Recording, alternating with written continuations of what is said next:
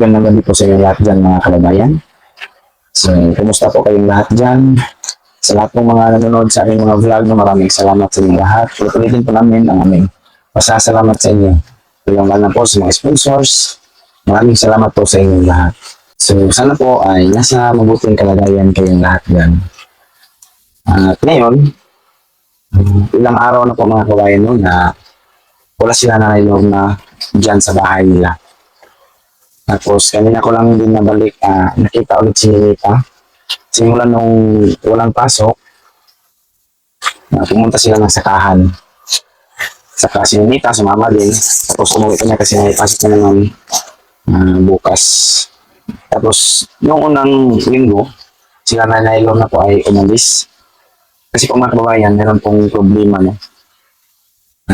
May nangyari kasi na para bang yung sitwasyon ay parang sila Nanay Lorna ay napagkamalan na o napagbintangan na meron po silang tinatago na isang tao. Kasi yung nangyari mga kababayan, meron pong nagtanan doon sa Talaingon. Tapos ang balita, sabi-sabi ng karamihan doon na andito daw kay Nanay Lorna. So, malaking problema yan, lalo na sa mga katutubo, mga kababayan. Malaking danyos yan para sa pamilya po ng babae na tinanan. Maging sa pamilya na ng lalaki. So, ang problema doon, mga kababayan, sila Nanay Lorna po yung napagkamalan na pinuntahan ng dalawa yung magtanan. Kaya yung nangyari, mga kababayan, nung last week lang, nagkaroon ng meeting dito sa sitio. At nung time na yun, may pumunta sa tribal chieftain na nag-report na mayroong problema. At doon kay Nanay Lorna po ang konteriya na nandun daw yung babae na hinahanap nila. At noong time na yun, wala sila Nanay Lorna dito kasi andun sa sakahan nila sa Langgoy. Kaya hinintay namin si Nanay Lorna at tinanong namin nung pauwi siya pagkahapon. At ang sabi ni Nanay Lorna mga kabayan, wala daw silang kailangan. Ang problema noon kasi sila talaga yung pinagdudahan. Kasi po pala, yung lalaki ay kamag-anak po ni tatay. Kaya, yun, simula nung pangyayari na yun, si Nanay Lorna ay hindi na po nakapag-vlog. Kaya sa lahat po mga nagtatanong na kabayan, kung bakit walang upload yung vlog ni Nanay, dahil po, nabisi si Nanay sa mga problema na inasikaso nila. Kailangan po talaga malinisin nila yung kanilang pangalan, yung purpose sa issue, na wala silang kinalaman sa mga pangyayari. Kaya noon, pumunta nila na doon sa lugar sa gumitan yun, nilakad nila Nanay Lorna. Tapos, hindi siya nakapag-vlog, kaya wala talagang upload ngayon kay Nanay. Pero, hanap ako ng paraan mga kabayan, kasi andyan man si Ninita. Try ko na pag-vlogin si Ninita sa channel ni Nanay Lorna. Para din po, magkaroon po ng vlog ang channel ni Nanay Lorna.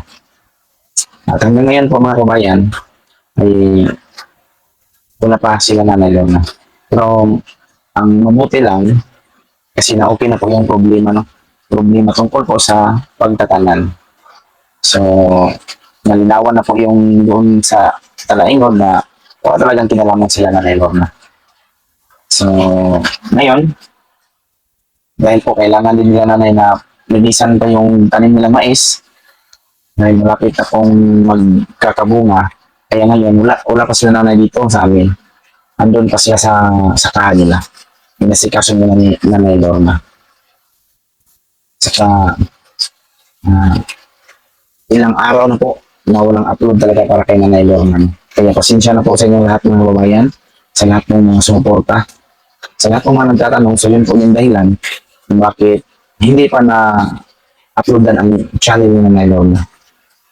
So, baka bukas o next days, kausapin ko si Ninita. Bibigyan ko ng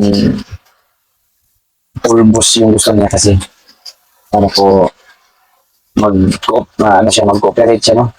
Sa pag-vlog, doon sa channel ni Nanay Lorna. Kailangan lang ni Ninita makuha yan kailangan siyang kaibiganin mo muna talaga siya para hindi po yung isipan niya na makapag-vlog siya sa channel ni nanay. So, mga nyo lang po mga kabayan, no? So, hinihintay pa rin namin po yung pag-uwi ni nanay dito. Baka sa susunod na araw, kasi parang andyan lang kasi mga kabayan si nanay Nita, si Ray, at saka si Kayla, yung mag-aaral. Kasi andyan man sila Juanita at si Chris na uwi na po galing sa Santo Tomas. Galing sa tinatrabaho ni Chris.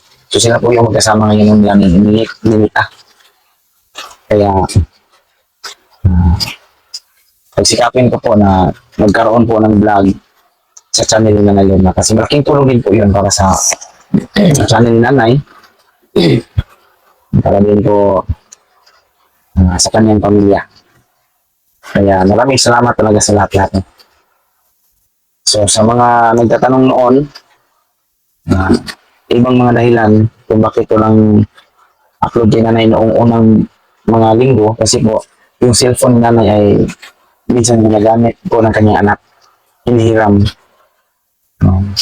At meron ding mga video si Nanay nakatabingi. So hindi pwedeng i-upload. Yung iba nakabaliktad, nakatayo, iba nakatagilid. So nahirap yung pagkakuha ni Nanay ng video na kaya hindi na i-upload. Tapos meron din iba na may mga batang nakahubad. So masisira lang ang kanyang channel pag i-upload namin yun. Kaya yun yung ibang mga dahilan kung bakit kunti lang yung na-upload kay Nanay Lorna. Kasi kadalasan rin niya gamit yung cellphone ni Nanay ng kanyang mga anak. Kaya pasensya na po kayo kasi marami po nag-iisip mga kababayan na kami lang po daw yung kami lang po daw yung nag-upload para kami lang ang kikita. So, hindi naman sa ganun mga kababayan. Kasi si Nanay Lorna binibigyan na namin yan ng kinikita rin namin. Minsan bigyan namin ng bigas, mga ulam, at saka sila nita, gano'n. Pero hindi naman sa palaging binibigyan. Pag meron na kami makanlan. Tapos, tinuturuan namin sila Nanay Lorna kung paano diskarte na kailangan maghanap din ng sideline income. Kailangan puntahan ang sakahan, linisan, para hindi din maghintay kung kailan lang dumating ang biyaya nila. Kailangan din na matuto silang magtiyaga. Baka kasi kalimutan na nilang linisan yung mga tanim dahil may hinihintay sila bawat buwan. Yun yung sinasabi namin palagi kay Nanay Lorna.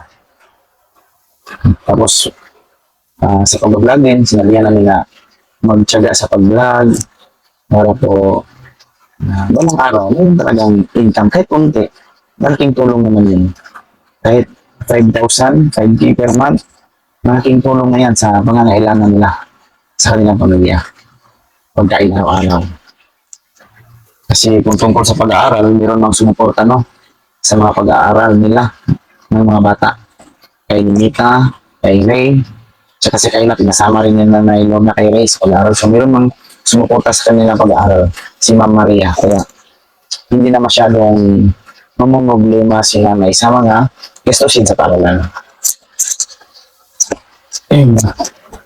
So meron ng mga sponsors. May sponsors man si Nita at si Ray, pati si Kayla.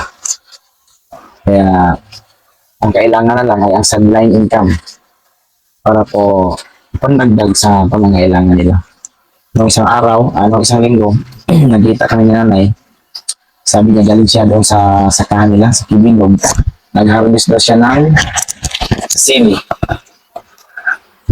Nag-harvest siya ng sili. Para po daw, meron silang income din na sa blind. Sabi ko na mabuti yung ganun ay.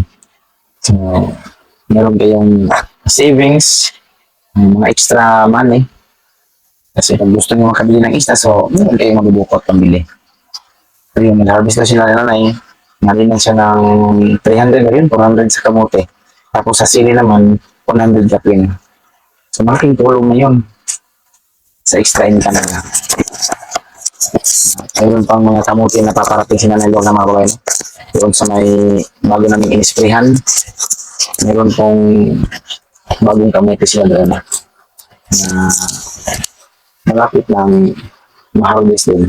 Kasi nauna lang konti yung kamam Aya na naka-harvest na si Ma'am Aya. No? So, baka next month, next week, makaka-harvest na si nanay ng kamuti na doon.